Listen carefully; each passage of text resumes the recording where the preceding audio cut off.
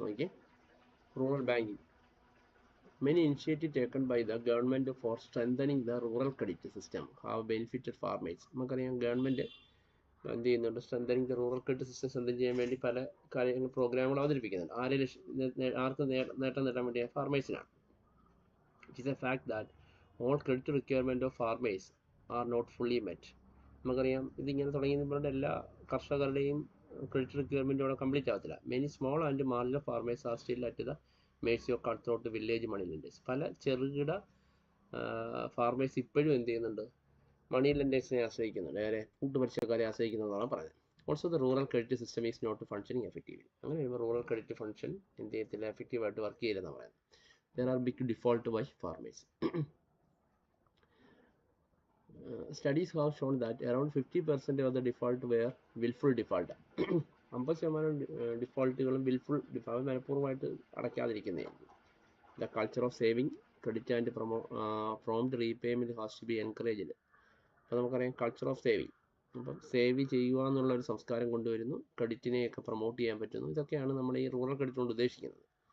More farmers have to be freed from the clutches of village money lenders. They have to be brought under institution credit system. Institution credit system വന്നതോടുകൂടി ധാരാളം ആൾക്കാരെ നമുക്ക് എന്ത് ചെയ്യാൻ പറ്റും? മണി ലെൻഡേഴ്സിൽ നിന്ന് സംരക്ഷിക്കാൻ പറ്റും. കാരണം ഈ പലിശക്കാരിൽ നിന്നൊക്കെ എന്ത് ചെയ്യാൻ പറ്റും? രക്ഷപ്പെടുത്താനും അവർക്ക് കൃഷിക്ക് കൂടുതൽ പ്രാധാന്യം കൊടുക്കുന്ന രീതിയിൽ അവർക്ക് വേണ്ട വായ്പ നൽകാനൊക്കെ കഴിയും എന്നുള്ളതാണ് പറയുന്നത്. ഇനി അടുത്ത അഗ്രികൾച്ചർ മാർക്കറ്റ് സിസ്റ്റമാണ്. Super market cell cabbage, cauliflower and tomato from Tamil Nadu, apple from Kashmir, grapes from Nasik or Karnataka, and many other fruits and vegetables from different parts of country. There is a marketing network that facilitates the movement of agriculture. നമുക്കറിയാം ഇതൊരു marketing network ഉള്ളതുകൊണ്ടാണ് ഈ agriculture products ഒരു സ്ഥലത്ത് നിന്ന് വേറെ സ്ഥലത്തേക്ക് move ചെയ്യാൻ പറ്റുന്നത്, അല്ലേ?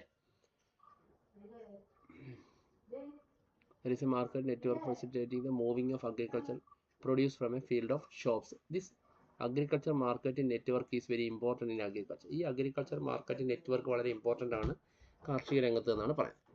Agriculture marketing is the process that include procuring, storing, processing, packaging, grading, transportation and distribution of agricultural commodities from field of consumer. Agriculture marketing എന്ന് പറഞ്ഞാൽ എന്തൊക്കെയാണ്?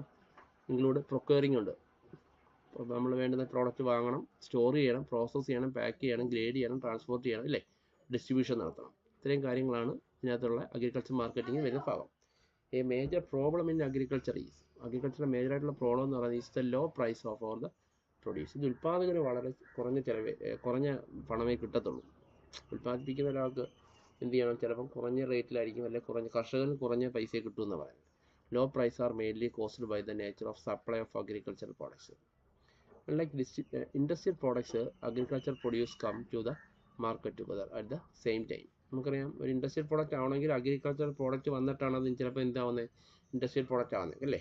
നമുക്കറിയാം ഈ അഗ്രികൾച്ചറൽ മാർക്കറ്റിങ്ങിനകത്ത് എപ്പോഴും അഗ്രികൾച്ചർ പ്രോഡക്റ്റ് വന്നെങ്കിൽ അത് ഇൻഡസ്ട്രിയൽ പ്രോഡക്റ്റ് ആയിട്ട് മാറ്റാൻ പറ്റും, അല്ലേ? This bring down the prices farmers do not have the financial capacity to wait for the better price.